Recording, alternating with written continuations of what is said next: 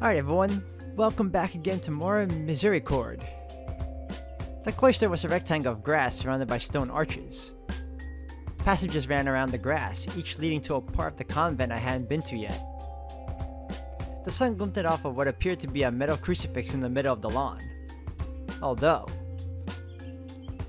do you happen to know if this abbey is built according to St. Gall's plan? I'm just curious about how this place is laid out. What, pray tell, is St. Gall's plan? You know, the standard layout for abbeys? I thought all Benedictine monasteries followed it. They might. I wouldn't know. And well, I thought that door would be taking us out into the east, but we're facing south. How on earth do you know that? Have you got a compass hidden somewhere in your frock? Do I? No, it's easy. The sun rises in the east, so that's over there. I pointed left where I could see the sun's rays creeping over the walls of the cloister. I wasn't aware you'd ever seen the sun rise. So ahead of us from this door would be south. Normally the chapel would be in the northern half of the monastery. Or rather, the tower would face north. And the oblates would live in the southwest. Goodness, you must have had some very interesting books to read in that cell of yours. Of course, this abbey could just have been built around a Roman plan. That would follow, considering we're Catholics. I ignored this. Fascinating. I'm sure it is to someone. Catherine looked at me, clearly amused by my interest in the layout of the building. I felt as though I had made a fool of myself despite correctly observing something. That was a first. I didn't have much of a chance to feel sorry for myself before I was scared witless by a voice right behind me. As far as I know, the building was supposed to follow the plan of St. Gall, but the builders got a little turned around in the storm. I could have jumped all the way out of my habit then and there. I wheeled around with a yelp. Sorry, I didn't mean to startle you. I'm Sister Margaret. I take it you're the anchoress everyone's been whispering about. That's her. Yes, my name is Hedwig. And well, not anymore. I mean, my name is still Hedwig. But I'm not an anchoress anymore. Obviously. Isn't she precious? It's nice to meet you. A word of advice. You can still go back to your cell. We can tell the soup you weren't feeling well. How did she? Oh no, I feel fine. Why would I? Margaret turned her gaze to Catherine, as if to deliver some long-anticipated bad news. She's fixed a portative.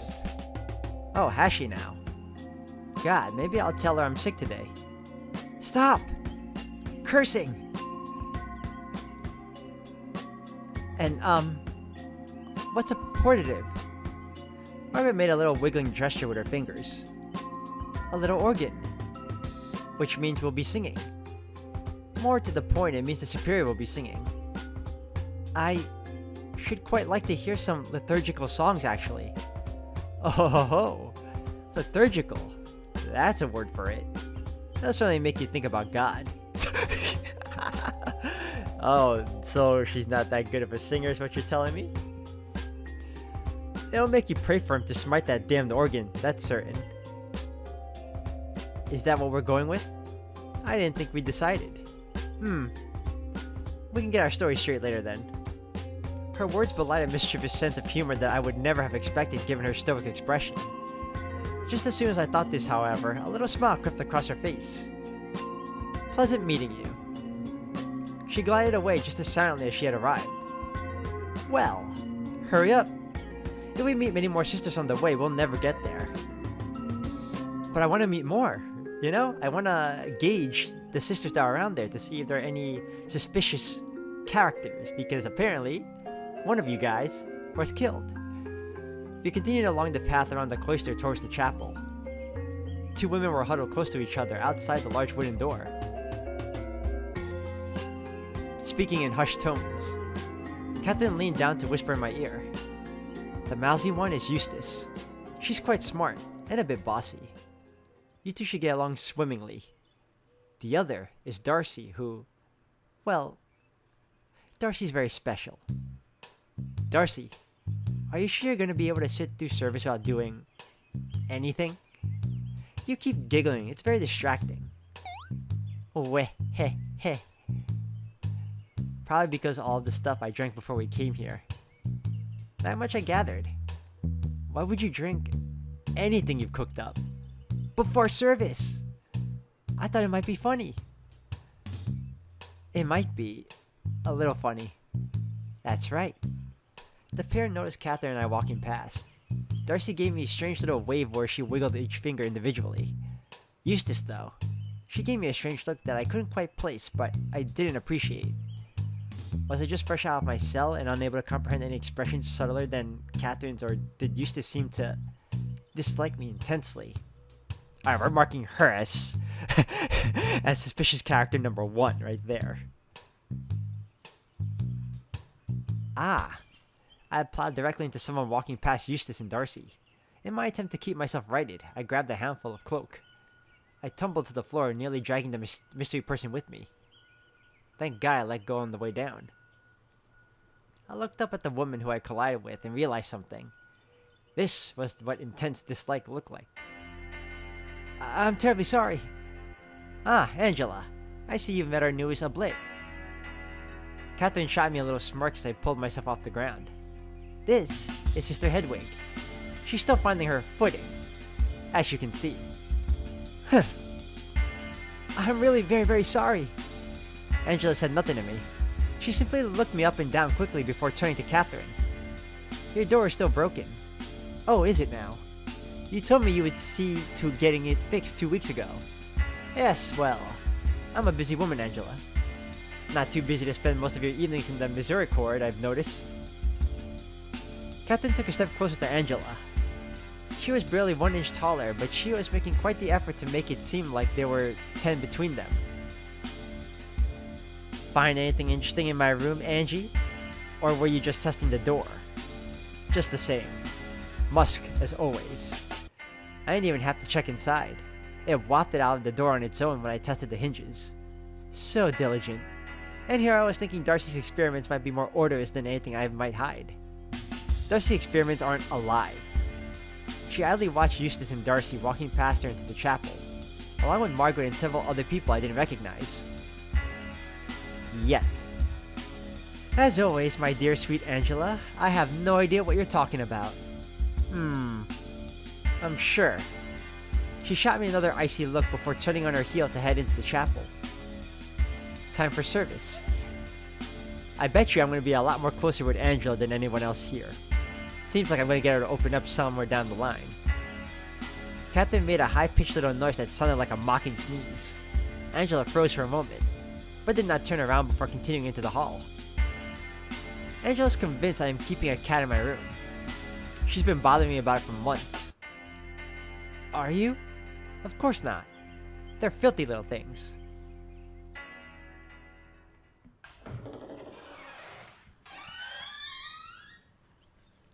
Now, further in, huh? Inside the chapel, everyone was already sitting in pews. All except the superior, who I could make out standing at the altar near the back. She did indeed have a small device in front of her that I'd never seen before. Given the apprehensive looks on the other sisters' faces, I could guess that it was the dreaded portative organ. She noticed me walking in with Catherine, and gave me an appreciative little curl of the lip, just barely legible from far away. When she spoke, her voice echoed around the chapel. It made me jump. Ah, greetings, Sister Hedwig. I would like everyone to give her a warm welcome. A murmur of dullest enthusiasm rumbled through the chapel. I gave a little bow of the head, unsure of how to properly respond. Thank you. Come up here if you please. I'd like to introduce you properly. She glared at the gathered nuns. To the congregation.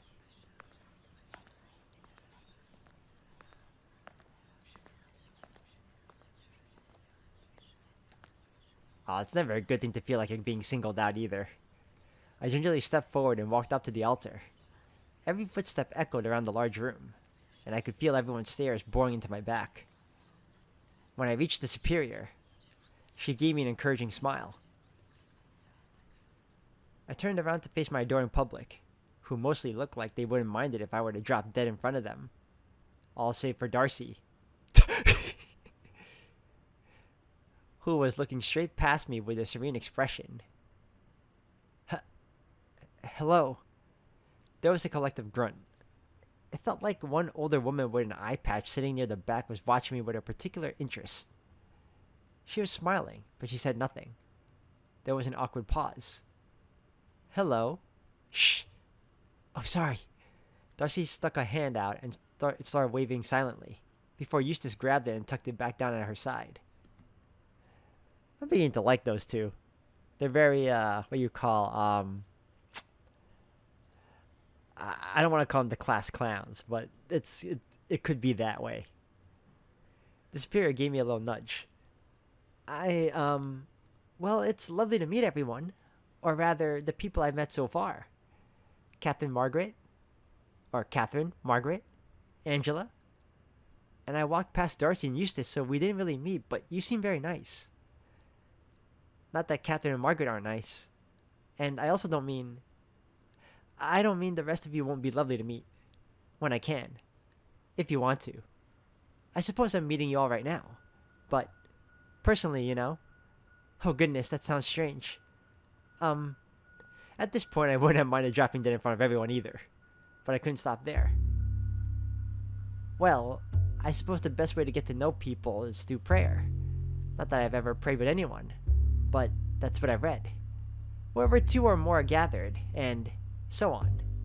I prayed alone many times though, and really, I suppose I've never actually been alone. Because I was here, and there are so many of you here, all along, and you've all been praying as well, so a lot more than two are gathered here, not just in the chapel, but in the abbey, generally. Oh, and you all probably spoken with me before, or maybe not at all. Maybe just some. I may have offered all of you spiritual advice through the hagioscope before. Not that I can tell who's on the other side of that, by the way. Your deepest questions have always been safe with me, so I'll never be able to tell anyone anything embarrassing. Not to imply that anyone has asked me anything embarrassing. And I hope my advice has helped all of you. Or however many of you I ever offered it to. And if you ever were wondering who was giving it to you, it was me. Here I am. For some reason, that eludes me to this day. Felt like it might be best to end with a little flourish. Ta-da! I'm your new chronicler. Silence. Dreadful, dreadful silence. Finally, Darcy raised her hand. Yes? What's a hagioscope? It's a funny little window next to her door. You're supposed to talk through it. Ah, right. I bared my teeth in as wide a smile I could manage to the rest of the sisters. I got no response at all, save for another wave from Darcy and a smirk from Catherine. I looked up at the superior for some sort of guidance, any help at all. She just smiled at me and pushed my back gently, urging me to head back to the pews. Now that was quite the introduction. Hedwig's situation is rather unique, so we all have a responsibility to look out for her and offer her help with the day-to-day around the convent. I want everyone to be extra helpful and forgiving towards her, and I want no sort of hazing or pranking. By the by, Sister Flora, I will be speaking with you after Prime concludes today. Whatever. Flora was the young woman with the pimply face then, not wanting to cause a fuss. I walked past the last occupied pew to sit in an empty row in the back, on the opposite side of the aisle to everyone else. Now, the creed, if you'd please. And then we will continue with the usual psalmody before concluding with a hymn. And yes, that means singing. And yes, that means all of you, including Catherine. Catherine the First? Is that what it is, or is that Catherine I? I'm gonna go with Catherine the First for now. Catherine. One? The first? There was an awkward pause before everyone lurched into an Athanasian creed at the superior's urging. Oh no, I cannot read Latin. You know what? I'm not gonna do that. I'm not gonna butcher it. If you guys can read it, feel free to read it.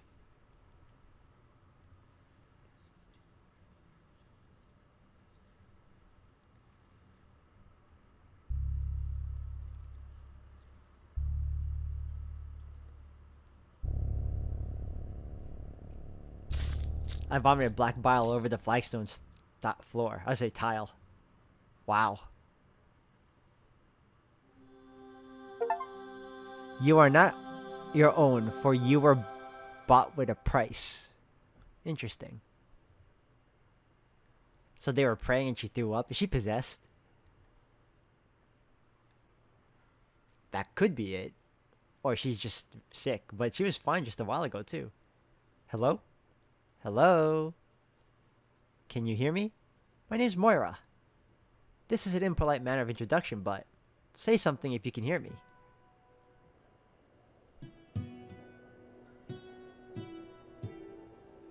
I opened my eyes and groaned. I was lying on the floor between pews, surrounded by a semicircle of concerned sisters. The woman who had been sitting near the front of the pews was crouched next to me. Her hand was resting on my shoulder to prop me upright slightly. Sorry. Her grim expression melted away as I began to speak. Don't dare apologize. You had us worried half to death there. She spoke in a lilting accent I couldn't quite place. The superior pushed through the throng of nuns at that moment, prompting the friendly woman to pop back up to her standing height with a little bounce. She's gonna be just fine. I think she's just a tad enervated. All of this might have been a bit much for her humors, I'm afraid. I see. I did warn her that jumping to things straight away might be too much. I opened my mouth to object to this and outlie, but the superior gave me a piercing look. My silence assured, she turned to the friendly-faced woman. Moira, I'd like you to take her to the dormitory to rest up for a little while in the room that's been prepared for her. If she's feeling up to it, she can rejoin us for luncheon later. Of course. She leaned down to offer a hand to me, which I took. I staggered back to my feet, hiding my gaze from the crowd. What a disaster this had been so far. I took a deep breath and caught just a hint of the foul stench of bile. My baffling speech, falling asleep during service, and throwing up in front of everyone. Even though these were people I was meant to suspect, I felt as though I'd been humiliated in front of a powerful royalty. Surely there'd be no climbing back from this. So, yes, well, I suppose that means the office of Prime is concluded. There was an approving murmur from everyone. Amen. The murmur morphed into a half-hearted amen.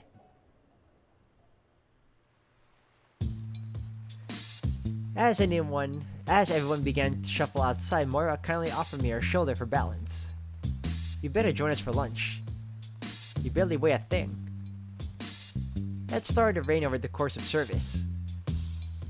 As we passed the threshold of the chapel's side doors back into the cloister, I could see Margaret and Catherine huddled together, talking somewhat conspiratorially. Margaret noticed me and raised her eyebrows, prompting Catherine to turn to face me. Do you feel better soon, dear? It's been a pleasure so far. And no hymns. Amen is right, huh? Ah, Sister Margaret. Since we let out a little early, surely you wouldn't mind cleaning up our newcomers' mess. I believe there's a mop and bucket in the workshop. Yes, soup. And Catherine, I'm sure Margaret would appreciate some help. Yes, of course. Moira tugged at my sleeve gently. Come on then, let's get you some rest. We walked back through the cloister and through the doorway where I'd made a fool of myself in front of Catherine. Everyone always says the monastic life is so simple, but I can't imagine it being quite a shock coming from what you're used to. Yes, I suppose so. She squeezed my arm gently.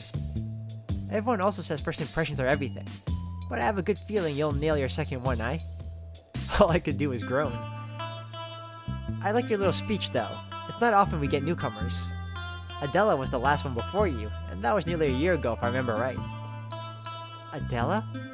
Oh goodness, how silly of me. And we just established you haven't had a chance to meet everyone yet. Poor thing. Lots on my mind.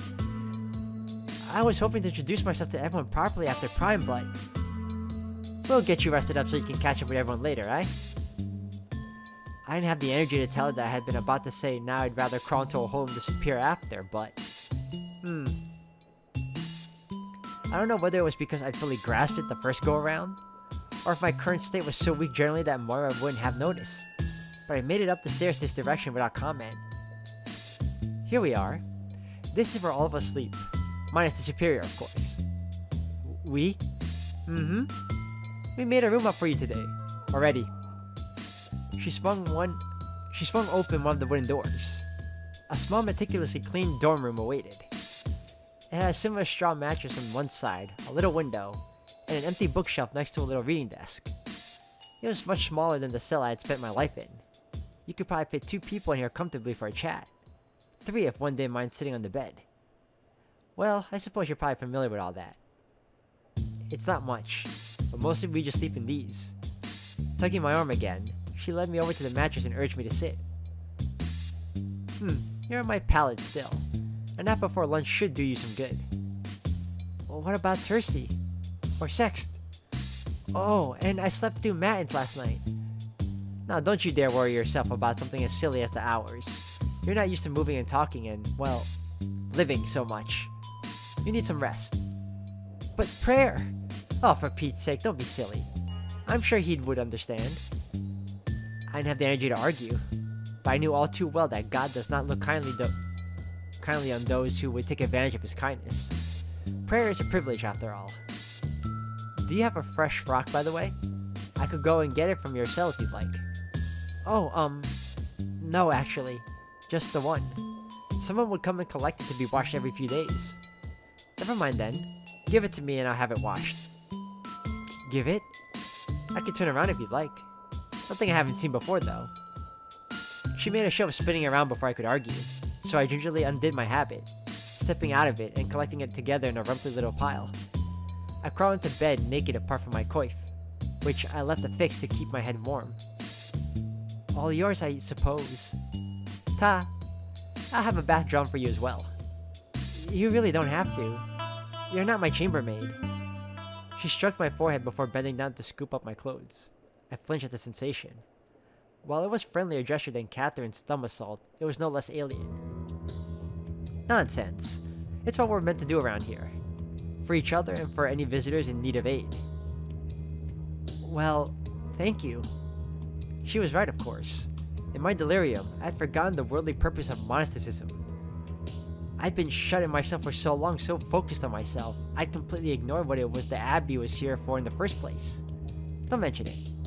Do you get many travelers here? People in need? I must admit that I don't actually know. Quite where we are exactly. She sat down at the end of the bed. Not many. We're quite isolated out here. Out here? The closest village is quite a trek, I'm afraid. We get visitors occasionally, and supplies get sent to us fairly regularly. But we do have to be a little self-sufficient. Where are we exactly? The nearest village is called Limbarrow, but we're on top of a hill quite away from there. Limbarrow. Oh, have you heard of it? It is a rather bit of a hamlet, so I wouldn't be shocked if you had it.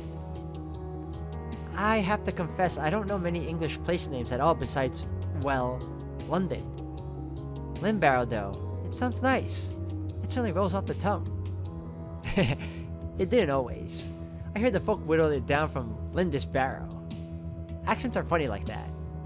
Have you ever been to London? Never. Spirit came and brought me news about London a few times, that's all. Clerical things, church business I never really understood. Ah, I see. How strange it must be to be you right now. No need to tell me twice. Ah, I'm sorry. I promise not to gawk any longer. No, it's alright. I wasn't offended. You're right. It is strange to live one way until one day you're suddenly forced to start living what feels like the absolute opposite way. Yes. I'm just very taken with the idea that the way I live is the opposite of the way you lived until today. That's very interesting. It's my turn to apologize then. Not at all. It's a perspective I've never considered. I suppose to the rest of the world, us nuns must seem very secluded and rigid. I certainly felt that way sometimes. But you've lived all by yourself in that little room all these years, with even stricter rules, I imagine. Very strict. Which is how I describe monastic life generally. But there was someone living very differently right under my nose. She paused for a moment.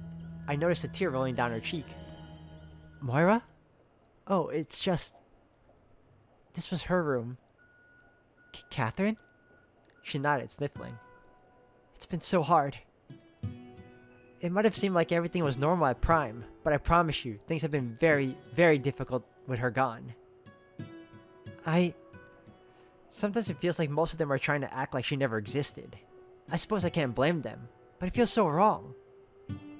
She could have been there today, a day like any other. She would have really liked you, I think. Oh no, we were getting along just fine, trust me. I was supposed to get a book from her, and I never did. Not that... Oh, you wouldn't even be here if not for... That would... You... I didn't know what to say. Oh, listen to me rambling. It's not your fault. What was she like? She was very intelligent, intimidatingly so. And she wasn't afraid to show that off to people. Yes. Oh no, I'm just imagining. I can picture her almost. She left a strong impression on everyone she met. Myself included. She was good at everything she tried. I think that upset some people, honestly. She was a prodigy through and through. More than just being the chronicler? Well, the nice thing about history is that it happens rather slowly. She had plenty of time for other pursuits, especially with how things are around here. I don't see why that would upset anyone. I wouldn't dare say for certain that she upset any of the others specifically. It's just a sense I've gotten in retrospect, perhaps. I nodded. Precious as I held them, my conversations with Catherine through the hagioscope had a certain friction that I couldn't imagine being amplified over years of talking to a person. I just don't understand why you're so sure that poor boy did it. She gave me a weak smile. You might have been able to rest up in the hospitalum if not for him. It's a wee bit nicer there than the dorms, I have to say. You don't think he killed her? I don't know if I'd go that far. It's less of suspicion and more just... It's hard for me to reckon with purest random evil. Catherine was so good, wise, and kind. For a lad to just murder her on a lark, I can't accept that. He'd have to have a reason, surely. Otherwise, the world is a much darker place than I had believed. It's certainly a much dimmer place without Catherine. That sucks. I wish we'd gotten to know Catherine a little bit longer, though, before she was taken from us. We sat in silence for a moment. I didn't dare rebuke Moira, nor did I have the energy. But as well as empathy, frustration was bubbling inside me. I could fix these misconceptions. Evil is everywhere. Demons are everywhere. The Lord saw that the wickedness of man was great in the earth, and that every intention of the thoughts of his heart was only evil continually. Genesis. Basic. Elementary. The very foundation of our faith. A godless man could kill someone as wonderful as Catherine without a second thought. It became clear to me there and then. The lackadaisical and selfish attitude surrounding Prime. This disbelief in evil. Something was very wrong here. Even Catherine's questions to me had bordered on blasphemous. These women were lost. Lost. Lost. My eyes snapped open. For a brief moment, I felt like I was spinning. It was like I had only just regained control of my head. My throat tightened, and I made the tiniest little retch, although thankfully nothing came out. Oh dear. Are you sleepy? How rude of me to spring all of this on you now after badgering you about needing to relax. This is a dorm, not a place of confession. No, rude of me to drift off like that. You have my deepest sympathies. Moira stood up, my clothes still bundled in her arms. I'm gonna go and make sure these get washed for you so you can get some sleep. And I'll send someone to collect you to show you where the bats are. There's some fresh nightclothes under the bed. She made a few strides to the door, then turned around one more time. And I asked Darcy for some mint. Good for an upset stomach. And for breath. She gave me an impish little grin. Well, you said it, not me. I must have looked mortified because she immediately became apologetic again. Oh, don't take that the wrong way. It's not your fault you've been sick. It's alright. Thank you again for everything. She closed the door gently, smiling warmly. I was left alone with my thoughts again. I must admit that I had been feeling pleasantly pampered for a moment before the mint comment. Oh, and the bath. Was I really so disgusting? Of course I was. I was a complete mess. Unclean, irritating, always saying the wrong things, disrupting Prime, expelling foul bile everywhere I went. What a mess.